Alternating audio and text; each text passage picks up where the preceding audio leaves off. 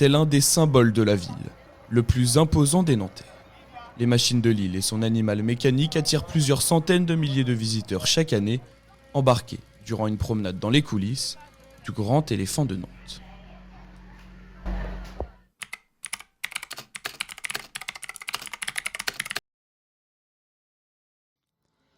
Comme chaque samedi, Jean-Claude et ses collègues réveillent l'animal de 48 tonnes.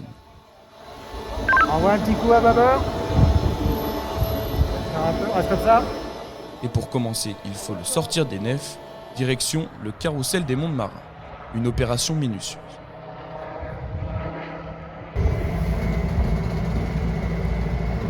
Allez, 1 mètre.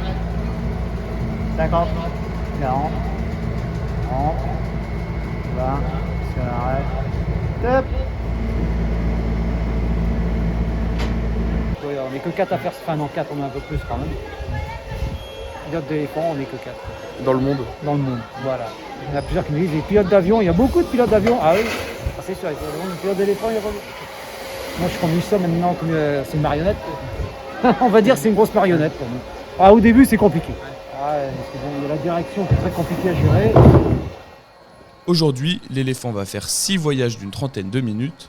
L'été, il peut marcher toute la journée et doubler son nombre de promenades. Pendant que Jean-Claude s'installe au poste de pilotage, un machiniste accueille les visiteurs. Maintenant que les 50 passagers sont montés, découvrons ce qui se cache dans le ventre du pachyderme.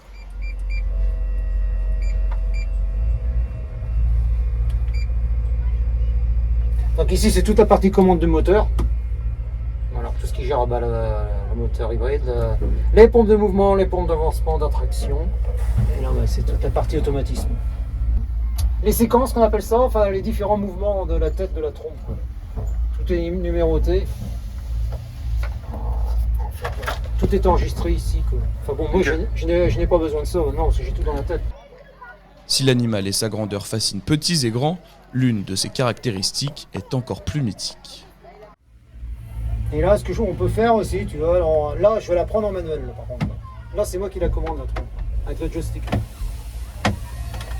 Ça permet des fois de s'amuser un peu plus. En fait, là qu'on appuie, on remplit. Plus ou moins. Voilà. C'est ça, au début, on a 2 pompes différentes. On a un petit débit et un très gros débit. Celui-là, on s'en sert que l'été. C'est arrivé, ouais, des fois, souvent, c'est des pilotes, quand ils débutent, ils n'ont pas l'habitude de l'arrosage. Et ben voilà, il suffit que tu te trompes de bouton par exemple et t'envoies un seau d'eau quoi. Et sans le faire exprès quoi. Mais bon, oui c'est arrivé des fois. Ben, moi personnellement ça m'est jamais arrivé. Je l'ai fait approcher, j'ai une petite giclette là, hop, hop. Et après on en voit un peu plus. En général ça marche pas trop mal.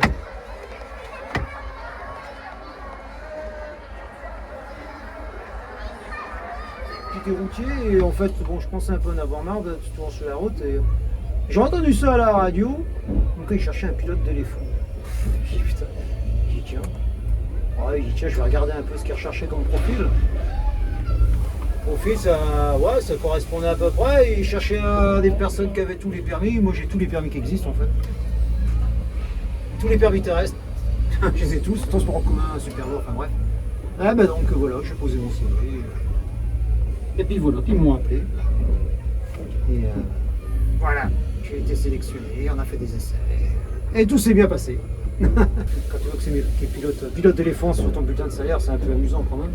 Après, il faut aussi aimer la partie un peu spectacle aussi, animé. Enfin bon, jouer un peu avec le public, sinon c'est pas la peine. On a la chance de participer à des tournages de films, des fois, on en a fait un là, au mois de juin. Meilleur tournage que j'avais fait aussi avec Antoine Decaune, je crois que c'est le meilleur tournage que j'ai fait. Et lui, il est vraiment top. Ah, c'est le petit plus que d'avoir des petits tournages comme ça de temps en temps. Une occasion aussi de voir notre cher ancien président de la République qui était venu nous voir, François Hollande, et il discutait, c'était amusant. J'ai parlé au sol, quoi, en fait, parce que j'étais au sol. Quoi. Nous, on voulait le mouiller, mais ils n'étaient pas trop d'accord, les gardes du corps. Allez, Ariane, tu peux, il y aura un barrissement dans 40 secondes. La personne avec qui communique Jean-Claude est le machiniste. Son rôle est d'accueillir les visiteurs, mais aussi de faire barrir l'éléphant. pendant ce voyage, je vous invite à ne pas courir sur l'éléphant, ne pas sauter sur l'éléphant, ne pas sauter. Vous avez un balcon là-bas, maximum 5 personnes. Je vous invite à tourner pour que tout le monde puisse y avoir accès et à reproduire, si vous voulez, la scène mythique du Titanic. Ça marche toujours. Moi, je suis médiateur machiniste, donc je vais accompagner les visiteurs ici sur l'éléphant. Et pendant le voyage, je reste avec eux jusqu'à la fin. Donc, s'ils ont n'importe quelle question, je suis là. Je peux expliquer un peu l'histoire de l'éléphant, un peu le fonctionnement, qui va déclencher une séquence de mouvements. Dans cette séquence de mouvements, en fait, qui dure à peu près 50 secondes, l'éléphant va ouvrir la bouche. Moi, je vais me caler sur l'ouverture de la bouche de l'éléphant. Je vais après faire le barrissement. L'air comprimé va passer par la chambre à air, c'est une chambre à air de vélo. Et là, on va le jouer comme un instrument de musique en fait. Vous avez les sons aigus ici et les sons graves là. Et après, on joue comme un instrument. Moi, j'ai mon propre barrissement, mais qui va changer tous les jours. Okay.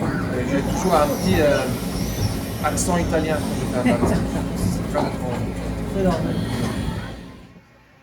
Humour, technique ou paysage, il y en a pour tous les goûts. Avec 680 000 visiteurs selon les derniers chiffres du voyage à Nantes, les machines de Lille ont retrouvé leur affluence d'avant Covid. Et bien que le passage à un moteur hybride donne quelques migraines aux machinistes et à Jean-Claude, le grand éléphant continuera d'illuminer les yeux des touristes et des Nantais pendant de longues années.